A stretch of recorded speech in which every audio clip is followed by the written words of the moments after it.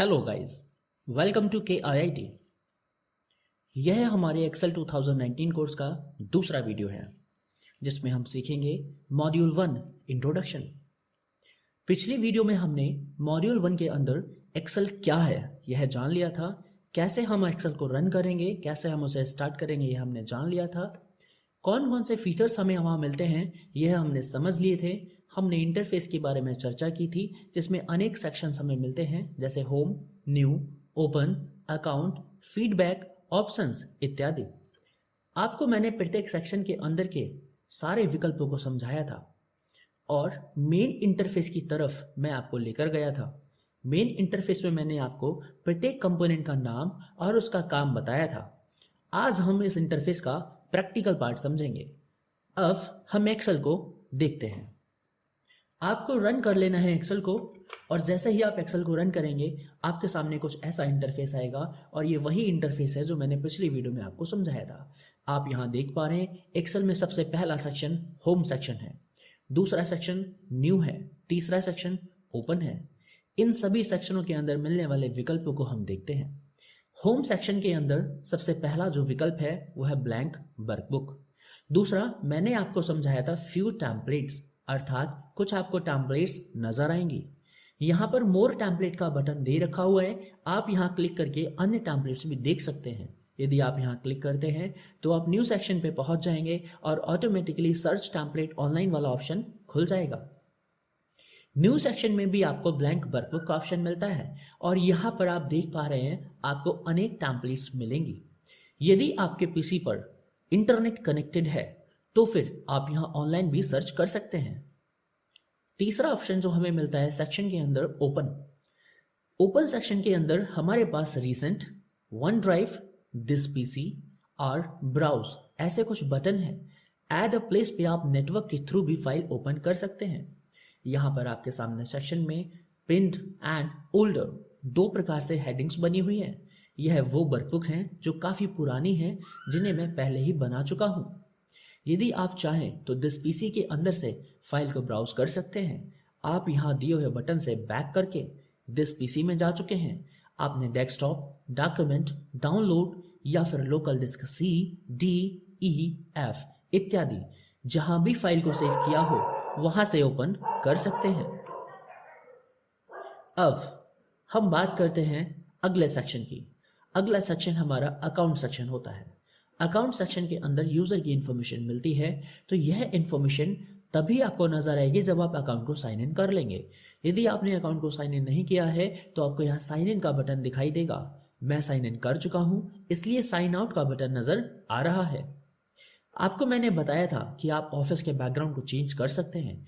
आइए हम दिखाते हैं कैसे बदलेगा। इस समय यहाँ जो बैकग्राउंड लगा है वो लगा है स्कूल सप्लाईज का। मैं इसे बदलता हूँ। आप देखिए ऊपर आपको नजर आ रहा है जैसे जैसे मेरा पॉइंटर किसी भी बैकग्राउंड पर जाता है तो ऊपर वो चेंज होता है। आपको जो भी बैकग्राउंड अच्छा लगे आप वो लगा सकते हैं। मैं यहाँ स्कूल सप्लाईज वाला ही लगा रहने दे रहा हूँ। मैंने आपसे डिस्कस किया था कि आप ऑफिस के अंदर थीम को बदल सकते हैं। इस समय कलरफुल थीम लगा हुआ है, आप डार्क ग्रे, व्हाइट या फिर सिस्टम थीम लगा सकते हैं। तो यदि आप नाइट में ज़्यादा वर्क करते हैं तो आपको डार्क ग्रे यूज़ करना चाहिए, आपकी आंखों के लिए काफ़ी बेनिफिशियल है। लेकिन यदि आप चाहें तो कलरफुल थीम भी रख सकते हैं। अगला जो सेक्शन हमें मिलता है वो है फीडबैक। जब आप फीडबैक सेक्शन में जाते हैं तब आपको ऑप्शन मिलता है I like something, I don't like something, I have a suggestion. आप जिसमें चाहें अपना फीडबैक दे सकते हैं। यहाँ ऑप्शन भी है। ऑप्शंस में जाने के बाद आपको एक्सेल की सारी सेटिंग्स के ऑप्शंस मिल जाएंगे जैसे जर्नल सेटिंग, फॉर्मूला से रिलेटेड सेटिंग, प्रूफिंग से रिलेटेड सेटिंग, सेव करने से रिलेटेड सेटिंग्स। आप इन सभी को कस्टमाइज कर सकते हैं जिन्हें हम बारी बारी से समझेंगे किंतु आगे के मॉड्यूल्स में। अब जब आप ऑलरेडी देख रहे हैं आपके सामने ब्लैंक वर्कबुक खुला है तो आप अपनी टाइटल बार पे नोटिस कीजिए आपको क्या नाम नजर आ रहा है, बुक 1। तो मैंने आपसे पहले ही कहा था कि बुक 1 ही एक्सेल का डिफॉल्ट फाइल नेम है। इसके लेफ्ट साइड में चलते हैं और देखते हैं ये क्या है। इसका नाम मैंने आपसे बताया था क्विक एक्सेस टूलबार। तो क्विक एक्सेस टूलबार में बाय डिफॉल्ट पहले से ही कौन कौन से ऑप्शंस हमें मिलते हैं, तो वो ऑप्शंस मैं यहाँ लिखकर बता रहा हूँ। पहला ऑप्शन सेव, दूसरा ऑप्शन अनडू, तीसरा ऑप्शन रिपीट यानी कि रीडू। यह 3 विकल्प हमें बाय डिफॉल्ट हमारे क्विक एक्सेस टूलबार के अंदर मिलते हैं। यहाँ लास्ट में ड्रॉप डाउन एरो पर क्लिक कीजिए। आप देख पा रहे हैं सेव, अनडू एंड रीडू तीनों विकल्पों पर चेक लगा हुआ है और तीनों विकल्प इस समय क्विक एक्सेस टूलबार में शो हो रहे हैं। यदि आप कोई नया विकल्प यहाँ ऐड करना चाहते हैं तो आप सिंपली क्लिक कर दीजिए। मैं ईमेल ऑप्शन को ऐड करना चाहता हूँ। आप देख पा रहे हैं ईमेल का ऑप्शन ऐड हो चुका है। इसी प्रकार आप यहाँ से अन्य कोई विकल्प ऐड अथवा रिमूव कर सकते हैं। अब बात करते हैं यदि आप कोई ऐसा कमांड ऐड करना चाहते हो जो इस लिस्ट में नहीं है, तो आप नीचे साइड में जाएंगे, आपको मोर कमांड का ऑप्शन मिलेगा। यहाँ जब आप क्लिक करेंगे तब आप एक्सेल के ऑप्शन में ही पहुंचेंगे। एक्सेल ऑप्शन में इस समय आप कस्टमाइज कर रहे हैं क्विक एक्सेस टूलबार को। तो जैसा कि मैंने कहा था, जब जब ज़रूरत पड़ेगी हम एक्सेल के ऑप्शन में कस्टमाइजेशन करेंगे। तो अब हमारी ज़रूरत है क्विक एक्सेस टूलबार को कस्टमाइज करने की। आपके सामने यहाँ पॉपुलर कमांड्स की लिस्ट है। आप इस लिस्ट में से उस कमांड को सर्च करें जिसको आप वहाँ ऐड करना चाहते हैं। तो मैं यहाँ ऐड करना चाहता हूँ फॉर्मेट पेंटर को। मैं फॉर्मेट पेंटर पर क्लिक करने के बाद ऐड बटन पर क्लिक करूँगा। इसी प्रकार यदि मान लीजिए मुझे कोई एक और ऑप्शन की आवश्यकता है और वो ऑप्शन है पेस्ट स्पेशल, तो मैंने उसे ऐड करना है। तो क्या मैं ऐड बटन पर ही क्लिक कर सकता हूँ? नहीं, मैं यहाँ डायरेक्ट डबल क्लिक कर सकता हूँ। डबल क्लिक करने पर आपका वो ऑप्शन डायरेक्टली ऐड हो जाएगा। सेम वे में आप यहाँ से ऑप्शन को रिमूव करने के लिए ऑप्शन सेलेक्ट करके रिमूव बटन यूज कीजिए या फिर डबल क्लिक कीजिए, ऑप्शन आपका रिमूव हो जाएगा। तो अभी उदाहरण के तौर पे मैं एक विकल्प सेलेक्ट कर ले रहा हूं और मैं उसे ऐड कर रहा हूं। अब मैं करता हूं ओके। आप देख पा रहे हैं वहां फॉर्मेट पेंटर का बटन आपको मिल चुका है। अब क्या आप यह समझ रहे हैं कि फॉर्मेट पेंटर इस लिस्ट में ऐड हो गया है? तो यह नहीं हुआ है। इस लिस्ट में जितने विकल्प हैं बस उतने ही रहेंगे। बस आप अपने क्विक एक्सेस टूलबार में नए ऑप्शन को ऐड कर सकते हैं, इस लिस्ट में नहीं। तो यदि आप पुनः इस ऑप्शन को हटाना चाहते हैं तो आपको मोर कमांड में ही जाना होगा और वहां जाने के बाद उस ऑप्शन को क्लिक करके रिमूव करना होगा। अब बात करते हैं यदि आपने काफ़ी ज़्यादा कस्टमाइजेशन कर ली है, अर्थात आपने बहुत सारे विकल्पों को ऐड कर दिया है और आप चाहते हैं कि आपका जो क्विक एक्सेस टूलबार है वो डिफ़ॉल्ट सेटिंग्स को फॉलो करे, अर्थात जैसा था बिल्कुल वैसा हो जाए, यानी सेव, अनडू और रीडू का विकल्प ही दिखाई दे, बाकी सभी विकल्प एक बार में ही हट जाएं। तो आपको क्विक एक्सेस टूलबार को कस्टमाइज करना है, मोर कमांड्स पर जाना है और जाने के बाद नीचे साइड में कस्टमाइजेशंस को रीसेट करना है। लेकिन रीसेट करते वक्त आपको चुनना है reset only quick access toolbar. आप यस बटन पर क्लिक करेंगे, उसके बाद ओके करेंगे। अब आप देख पा रहे हैं आपका क्विक एक्सेस टूलबार पूरी तरह से कस्टमाइज हो चुका है और कस्टमाइज के बाद वो डिफॉल्ट पर वापस से सेट भी हो चुका है। इस क्विक एक्सेस टूलबार को आप 2 पोजीशंस पे रख सकते हैं। पहला रिबन के ऊपर जहां वो अभी है, दूसरा रिबन के नीचे। तो लास्ट ऑप्शन को आप पढ़ लीजिए, यहां लिखा है शो बिलो द रिबन। आप जैसे ही क्लिक करेंगे आपका जो क्विक एक्सेस टूलबार है वो ऊपर से हट जाएगा और रिबन के ठीक नीचे आपको नजर आएगा। तो यदि आपको यहाँ ज़्यादा सूटेबल लगता है तो आप इसे यहाँ भी रख सकते हैं, बट मैं इसे ऊपर ही रखना अच्छा समझता हूँ। तो मैंने उसे वापस से रिबन के अवयव में शो किया हुआ है। तो आई होप आप समझ गए होंगे क्विक एक्सेस टूलबार को कैसे हमें कस्टमाइज करना है और कैसे हमें यूज करना है। अब राइट साइड में चलते हुए हम समझते हैं रिबन डिस्प्ले ऑप्शन बटन को। इस रिबन डिस्प्ले ऑप्शन बटन को समझने से पहले मैं आपको रिवाइज करा दूं। रिबन अर्थात यह चीज, ये जो इतना एरिया है यही रिबन है। तो रिबन किससे मिलकर बना? तो रिबन की यदि हम बात करते हैं तो रिबन मिलकर जो बना है वो टैब से मिलकर बना है। टैब किससे मिलकर बनी? तो टैब्स ग्रुप्स से मिलकर बनी है। ग्रुप्स किससे मिलकर बने? ग्रुप्स कमांड्स से मिलकर के बने हैं। तो यहाँ पर आप नोटिस करिए, आपको मल्टीपल कमांड्स नज़र आ रही हैं और प्रत्येक कमांड का एक ग्रुप है। यहाँ पे देखिए, बोल्ड कमांड फॉन्ट ग्रुप में है, इटैलिक कमांड फॉन्ट ग्रुप में है, अंडरलाइन कमांड फॉन्ट ग्रुप में है। तो जब भी आपको कोई प्रैक्टिकल पार्ट कराया जाएगा तो आपको बोला जाएगा कि आप इस टैब के इस ग्रुप में जाके कमांड को देखिए, तो आपको कमांड तक पहुंचने में आसानी होगी। तो फॉन्ट ग्रुप के अंदर हमें मल्टीपल कमांड्स मिल रही हैं। तो फॉन्ट यहाँ एक ग्रुप है जो किससे बना, इन सभी कमांड से मिलकर के बना है। ठीक वैसे ही यहाँ अनेक ग्रुप हैं, इन सभी ग्रुप को मिलाने से टैब बना है और कई सारी टैब को मिलाने से ही यहाँ रिबन बना है। तो इसीलिए हम इसे टैब्ड रिबन सिस्टम के नाम से जानते हैं। अब हम रिबन को स्क्रीन पे किस प्रकार से दिखाना चाहते हैं, तो चलिए बात करते हैं रिबन डिस्प्ले ऑप्शन की।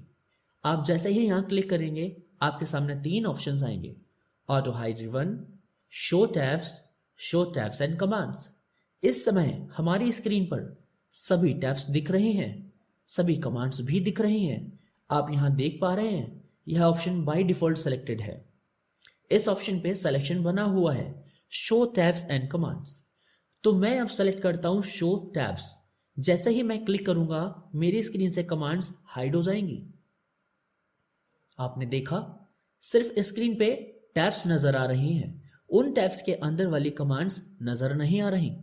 यदि आप देखना चाहते हैं स्क्रीन पे परमानेंट आपको टैब्स और कमांड्स दोनों नजर आए, तो आपको रिबन डिस्प्ले ऑप्शन पर जाकर शो टैब्स एंड कमांड्स का ऑप्शन चुनना होगा। अब मैं आपको बताता हूं इसका शॉर्टकट। आप अपने कीबोर्ड से कंट्रोल बटन के साथ F1 बटन को यूज कीजिए। मैं जैसे ही कीबोर्ड से कंट्रोल F1 प्रेस करूंगा आपका शो टैब्स वाला ऑप्शन एक्टिवेट हो गया। जैसे ही आप इसे दोबारा प्रेस करेंगे तो शो टैब्स एंड कमांड्स यह ऑप्शन आपका एक्टिवेट हो जाएगा। यानी इन 2 विकल्पों को आपस में बदलने के लिए हमें कंट्रोल प्लस F1 का यूज करना होगा। अब बात करते हैं ऑटो हाइड रिबन। यदि मुझे अपनी वर्कबुक पर ना ही टैब्स देखनी है, ना ही कमांड्स, ना ही ग्रुप, तो आप ऑटो हाइड रिबन का ऑप्शन चुन सकते हैं। ऐसा करने पर आपकी स्क्रीन से पूरा जो रिबन है वो हाइड हो जाएगा। इन केस यदि आपको बीच में किसी कमांड की आवश्यकता पड़ती है तो आप अपने कर्सर को बिल्कुल टॉप पे जाइए, आपको इंडिकेशन मिल रहा है। जैसे ही आप इस ग्रीन लाइन पर क्लिक कर देंगे आपका रिबन शो होगा। आप अपनी कमांड का यूज करेंगे और जैसे ही आप नीचे वर्कशीट में क्लिक करेंगे आपका रिबन फिर से हाइड हो जाएगा। इस प्रकार आपने समझा कि ऑटो हाइड रिबन कैसे काम करता है। अब यदि आप वापस से शो टैब्स अथवा show tabs and commands option पे आना चाहते हैं तो उस रिबन डिस्प्ले ऑप्शन पर क्लिक करके आप ऑप्शन को चुनेंगे। तो मैं चुनता हूं शो टैब्स एंड कमांड्स। अब यदि मैं कहता हूं कि मैं यह कीबोर्ड से करना चाहता हूं, तो अब मुझे कंट्रोल बटन के साथ शिफ्ट बटन के साथ F1 को प्रेस करना होगा। Control plus shift plus F1 को हिट करते ही आपकी स्क्रीन से रिबन ऑटोमेटिक हाइड हो जाएगा। मैंने प्रेस कर दिया। आप देख पा रहे हैं आपकी स्क्रीन से रिबन हाइड हो चुका है। अब यदि आप दोबारा से कंट्रोल शिफ्ट F1 को प्रेस करेंगे तो जिस प्रकार का इंटरफेस पहले था आपको वैसा ही नजर आएगा, यानी शो टैब्स एंड कमांड्स। अब यदि आपने यहाँ कंट्रोल F1 प्रेस करके शो टैब्स वाला ऑप्शन लगाया है और अब आप प्रेस करते हैं कंट्रोल शिफ्ट F1 तो ऑटो हाइड रिबन लगेगा और दोबारा से प्रेस करने पर शो टैब्स वाला ऑप्शन ही दिखाई देगा। यानी दिए गए 3 विकल्पों से इन 3 विकल्पों में से आप यदि इन दोनों में से किसी को बदलना चाहेंगे तो कंट्रोल F1 यूज करेंगे और इन दोनों में से कोई एक और ऑटो हाइड रिबन को आपस में बदलना चाहेंगे तो कंट्रोल शिफ्ट प्लस F1 का यूज करेंगे। आई होप आप समझ चुके हैं कि किस प्रकार से रिबन डिस्प्ले ऑप्शन काम करता है। अब हम बात करते हैं फॉर्मूला बार की। फॉर्मूला बार कैसे काम करता है। फॉर्मूला बार को समझने के लिए मैंने स्क्रीन को जूम किया है और आप देख पा रहे हैं जूम फैक्टर इसमें 265 है।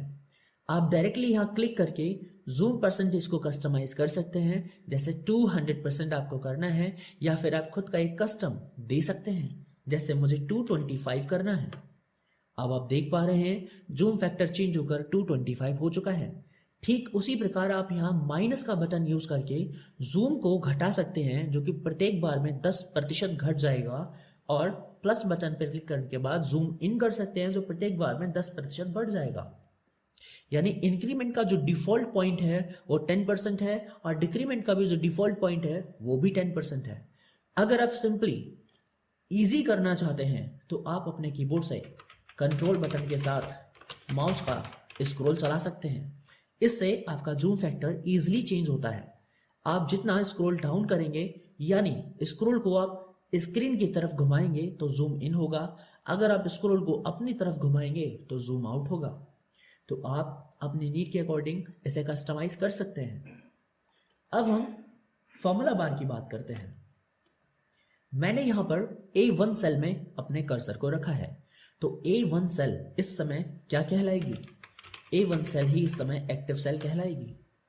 मैंने आपको बताया था एक्टिव सेल का एड्रेस कहां दिखता है? Name box. आप जरा नेम बॉक्स पे नजर लेकर जाइए, क्या नजर आ रहा है? D4।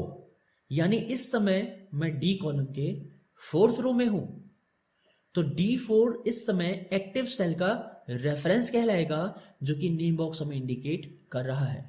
साथ ही साथ आप फॉर्मूला बार पे देख पा रहे हैं जो कंटेंट मैंने एक्टिव सेल में लिखा है वो आपको वहां भी नजर आ रहा है। यदि अब मैं एंटर करता हूं, दोबारा सेल पर क्लिक करता हूं और कुछ और टाइप करता हूं, तो मेरे सेल का जो इस समय कंटेंट है वो ओवरराइट हो जाएगा, यानी यह कंटेंट मिट जाएगा, इरेज हो जाएगा और न्यू कंटेंट आ जाएगा। अब यदि आप चाहते हैं कि आपका जो सेल है उसका कंटेंट ओवरराइट ना हो, उसमें एडिटिंग हो जाए, तो आप सेल पर दोबारा क्लिक करने के बाद फॉर्मूला बार पर क्लिक कर सकते हैं और उसमें कोई भी चेंजेस कर सकते हैं। दूसरा, इसका एक शॉर्टकट भी है। आप फंक्शन कीज में से F2 का यूज कर सकते हैं।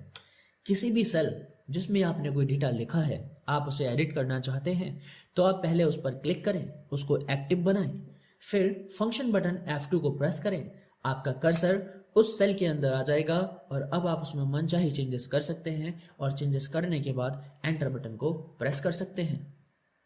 आई होप अब आप समझ गए हैं कि नेम बॉक्स और फॉर्मूला बार क्या कर रहा है।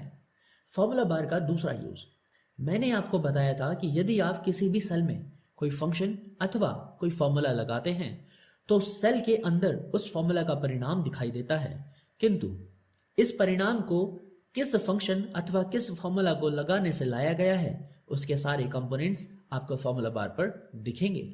देखिए जरा, मैं B1 सेल के अंदर एक अंक लिख रहा हूं जो कि है 10, यानी 10 मैंने लिखा हुआ है, और V2 में मैंने 20 लिखा हुआ है और मैं इस 10 और 20 को आपस में ऐड करना चाहता हूं, तो मैं यहां फॉर्मूला यूज कर रहा हूं। एक्सेल में कोई भी फॉर्मूला, कोई भी फंक्शन यदि आप अप्लाई करना चाहते हैं तो सबसे पहले आपको इक्वल का साइन लगाना होगा। मैंने इक्वल का साइन लगाया और मैंने कहा कि मैं इस 10 को ऐड करना चाहता हूं, तो यह 10 V कॉलम के फर्स्ट रो में है। यदि मैं 10 पर क्लिक करता हूं तो उसका सेल रेफरेंस ऑटोमेटिक यहां आ चुका है। अब मैं प्लस लगाता हूं, मैं अब B कॉलम के सेकेंड रो पर क्लिक कर रहा हूं, अर्थात 20 पर। आप यहां देख पा रहे हैं सेल B3 के अंदर एक फॉर्मूला फिट हो रहा है, इक्वल B1 प्लस B2। जैसे ही एंटर बटन को प्रेस किया जाएगा यहां इसका परिणाम दिखाई देगा जो कि 30 होगा। अब यदि आप इस सेल पर दोबारा क्लिक करते हैं तो फॉर्मूला बार यहां पर इस 30 को लाने के लिए जो फॉर्मूला लगाया गया है उसके कंपोनेंट्स को शो कर रही है, ना कि परिणाम को। तो अब आप यदि इसके परिणाम में कोई बदलाव करना चाहते हैं तो आप फंक्शन को या फॉर्मूला को मॉडिफाई कर सकते हैं। तो मैं इसमें एक कस्टम वैल्यू ऐड करना चाहता हूं और वो वैल्यू है 100। मैंने कहा कि B1 सेल में जो भी वैल्यू लिखा है उसमें ऐड होना चाहिए वो वैल्यू जो V2 सेल में लिखा है, प्लस उसमें 100 और ऐड हो जाना चाहिए। अब मैं जैसे ही एंटर बटन प्रेस करूंगा आप देखेंगे उस सेल में चेंजेस एक्सेप्ट हो चुकी हैं। तो अब आप समझ चुके हैं फॉर्मूला बार कैसे कार्य करती है। अब आप यह जान चुके हैं A B C D करके यहां जो इंडिकेशन है वो क्या है, वो कॉलम का हेडर है, कॉलम हेडर। ठीक वैसे ही 1 2 3 4 करके आपको जो नंबर्स नजर आ रहे हैं वो रो का हेडर है। अब आप नीचे साइड में देखिए, शीट 1 एंड शीट 2, इन्हें हम शीट टैब बोलेंगे। यदि आप नई शीट को इंसर्ट करना चाहते हैं तो आप दिए गए प्लस बटन पर क्लिक करें।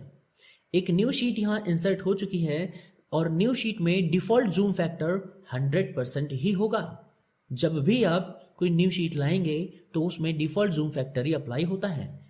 जैसे यदि मैं अभी जूम फैक्टर को मॉडिफाई करूं, मैंने जूम फैक्टर चेंज करके 220 कर दिया है और यदि अब मैं न्यू शीट लेकर आऊंगा तो यह 220 जो है उस पर अप्लाई नहीं होगा, वह डिफॉल्ट जूम लेवल को ही फॉलो करता है। आप देख पा रहे हैं यहां पर 100% जूम ही आया है। तो जितना भी आप शीट चाहें ले सकते हैं। बाय डिफॉल्ट यहां पर आप देखेंगे तो ओल्ड वर्जन्स के अंदर मैक्सिमम 255 सीट्स थी और आज भी एग्जाम्स के अंदर यही पूछा जाता है। तो आप एक वर्कबुक के अंदर मैक्सिमम 255 सीट्स ले सकते हैं। और अभी जो वर्जन्स चल रहे हैं 2019, 2021, तो उनमें 255 सीट से भी ज्यादा वर्कशीट्स को लिया जा सकता है। अब यदि आप कभी भी किसी सीट के अंदर किसी भी एक्टिव सेल में कोई डेटा टाइप कर रहे हैं, फॉर एग्जाम्पल वह सेल एडिटिंग मोड पर है, मैं F2 को प्रेस कर रहा हूं। अब आप सेल में कर्सर को देख पा रहे हैं। जब ऐसा होगा तब यह प्लस का बटन आपके लिए न्यू सीट लाकर नहीं दे सकता। आप देखिए मैं क्लिक कर रहा हूं, मल्टीपल टाइम क्लिक करने के बाद भी वहां पर न्यू शीट नहीं आ रही, क्योंकि इस समय इस शीट नंबर 4 पर एक सेल एडिटिंग मोड पे है। आप नीचे स्टेटस देखिए, यह इस समय एडिट मोड लगा हुआ है। जब आप एडिटिंग कंप्लीट करके एंटर बटन को प्रेस करेंगे तब आप कोई और एक्शन लेने के लिए रेडी हैं। आप देख पा रहे हैं स्टेटस बार पे आपको स्टेटस शो हो रहा है। अब आप प्लस बटन पर क्लिक करके एक नई शीट को ला सकते हैं। तो अब आप समझ रहे हैं कि कैसे यहां शीट टैब काम करती है। आप एक टाइम में कोई एक ही शीट एक्टिव मोड में रख सकते हैं और जिस शीट पे आप प्रेजेंट में काम करेंगे वो शीट एक्टिव वर्कशीट कहलाएगी। ठीक वैसे ही जो सेल एक्टिव सेल होती है वैसे ही एक्टिव वर्कशीट होती है। अब आपने समझा कि कैसे यहां पर हमारे इंटरफेस को हम यूज करेंगे। अब हम बात करते हैं वर्कबुक के व्यूज को लेकर के। तो जो अभी व्यूज है वह नॉर्मल है। नॉर्मल में आपको इसी तरह से सेल्स नजर आएंगे जो कि रो और कॉलम के द्वारा बनाए गए होते हैं। अब यदि आप यह चाहते हैं कि आपको यह पेजेस के हिसाब से दिखाई दे, जिस प्रकार एक बुक में पेज होते हैं वैसे ही यह शीट पेजेस के रूप में देखने के लिए आप यहाँ पेज लेआउट मोड का यूज कर सकते हैं। जैसे ही आप पेज लेआउट पर क्लिक करेंगे तब आप देख पा रहे हैं कि आपकी स्क्रीन पे पेजेस के हिसाब से वर्कशीट नजर आ रही है।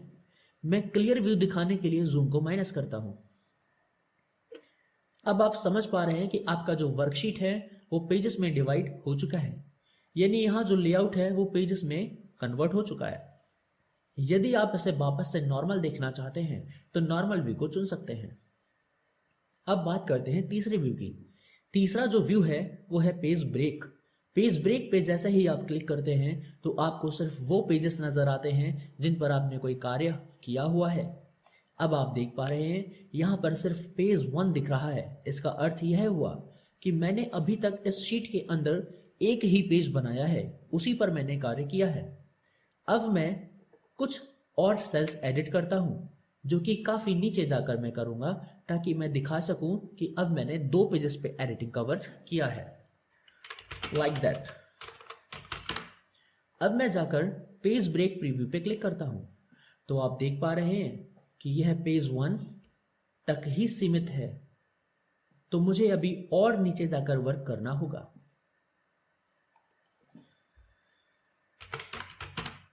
अब मैं पेज ब्रेक प्रीव्यू पे दोबारा क्लिक करता हूं तो सैंपल पेज 2 पर आ चुका है, यानी इस समय पेज 1 पर आप देख पा रहे हैं मैक्सिमम 50 रो का डेटा शो हो रहा है।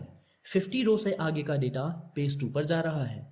तो पेजेस को ब्रेक करके आप यहां देख पा रहे हैं कि कितने पेजेस पे आपने वर्क किया हुआ है। तो यही 3 प्रकार के व्यूज आप अपने नीड के अकॉर्डिंग यूज करेंगे। ज्यादातर जब वर्क किया जाता है तो नॉर्मल व्यू में ही किया जाता है। अब आप इस इंटरफेस को कंप्लीटली समझ चुके हैं। अब जो चीज़ आवश्यक है वो यह है कि आप यहाँ दी गए प्रत्येक टैब का नाम याद कर लें। आपको सीधे और उल्टे दोनों क्रम में इनके नाम याद होने चाहिए। अब हम चलते हैं थ्योरिकल की तरफ। हमने यहाँ तक पहले ही समझा था। अब हम यहाँ से आगे बात करते हैं जो हमने प्रैक्टिकल में देखा। हमने जाना टैब ड्रिवन सिस्टम क्या है। हमने देखा कि MS एक्सेल में टैब ड्रिवन सिस्टम का यूज किया गया है ट्रेडिशनल मेन्यूज की जगह पर। The ribbon contains multiple tabs. Ribbon में मल्टीपल टैब्स हैं and each with several groups of commands, जिनमें कमांड्स के कुछ ग्रुप हैं and you will use these tabs to perform the most common task in Word. ओहो, यहां दोस्तों word के स्थान पर एक्सेल आएगा। अब हम बात करते हैं कौन कौन से टैब यहां पर हैं। तो home, insert, page layout, formulas, data, review, view, developer और हेल्प, यह मुख्य टैब्स हैं। यदि हम कोई एड इन्स इंस्टॉल करते हैं तो हमें कुछ अन्य टैब्स भी मिलती हैं, बट आप इन सभी के नाम को सीधे और उल्टे दोनों क्रम में याद कर लें, यह आपके लिए आवश्यक है। रिवन डिस्प्ले ऑप्शन, हमने यह प्रैक्टिकल में भी समझा कि हमें रिवन को 3 प्रकार से रखने के लिए ऑप्शन मिलते हैं।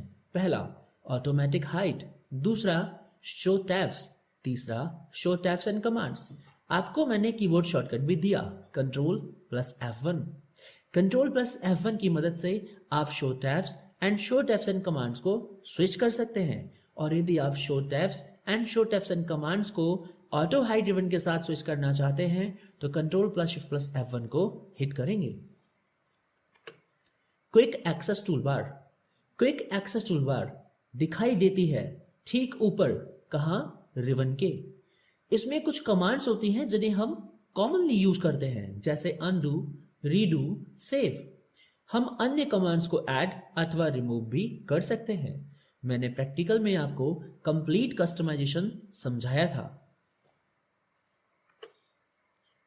हम नेक्स्ट वीडियो में जानेंगे बेसिक एक्सेल टर्म्स को।